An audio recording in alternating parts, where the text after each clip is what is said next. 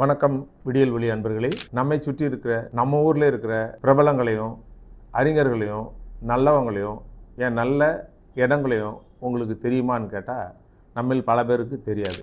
நம்ம கண் இருக்குதுங்களே, அது கண் பக்கத்திலே இருக்கிற இமையோ புருவத்தையோ பார்க்காது, அதுவும் தெரியாது. எங்கேயோ தூரத்தில் இருக்கிற பொருளெல்லாம் பார்க்கும். அந்த மாதிரி தான் நாமும். தமிழில் ஒரு பழமொழி இருக்குதுங்க, உள்ளூர் குளம் தீர்த்த குளம் ஆகாதுன்னு. அந்த மாதிரி நம்ம கூடயே இருக்கிறவங்களையும் நம்ம பக்கத்திலே இருக்கிற வரலாற்று சிறப்புமிக்க இடங்களையும் நமக்கு தெரியாது, மற்றவங்க சொல்லி தான் நமக்கே தெரியும். இந்த கருத்தை விவேக சிந்தாமணி என்ற நூலில் இருக்கிற 9வது பாடலான தண்டாமரையின் உடன் பிறந்தும் பண்டேன் நுகரா வண்டூகம் என்ற பாடல் அழகாக சொல்லுதுங்க.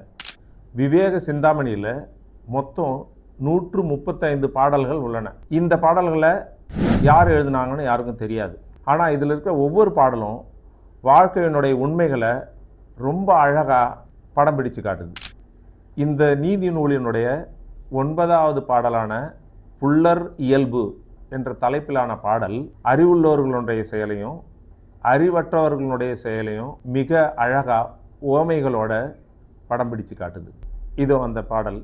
தண்டாமரையின் உடன் பிறந்தும் தண்டே நுகரா மண்டூகம் வண்டோ காணத்திடையிருந்து வந்தே கமல மது உண்ணும் பண்டே பழகி இருந்தாலும் அறியார் புல்லர் நல்லோரை கண்டே களித்தங்குறவாடி தம்மிற் கலர்பார் கற்றோரே அப்படின்றது தான் அந்த பாடல்.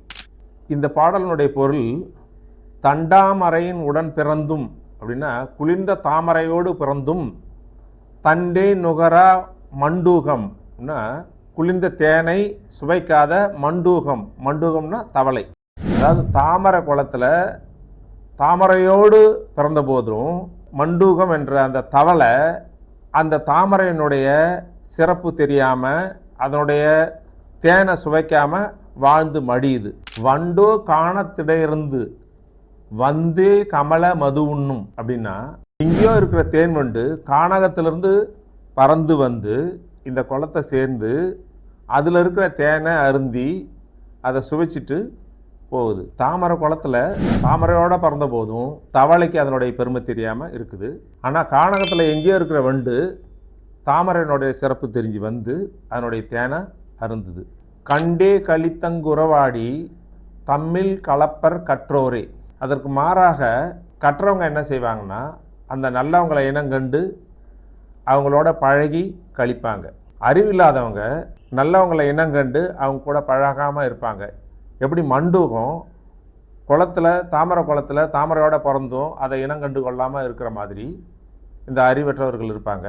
ஆனால் எங்கேயோ இருக்கிற வண்டு அந்த குளத்தை தேடி வந்து அந்த தாமரையினுடைய தேனை நுகர்ற மாதிரி அறிவுள்ளவர்கள் கற்றவர்கள் தூரத்தில் இருந்தால் கூட நம்ம சுற்றி இருக்கிற அந்த நல்லவங்களை இனங்கண்டு அவங்க கூட வந்து கண்டு கழித்து மகிழ்வார்கள் அப்படின்றது தான் இந்த பாட்டினுடைய பொருள்.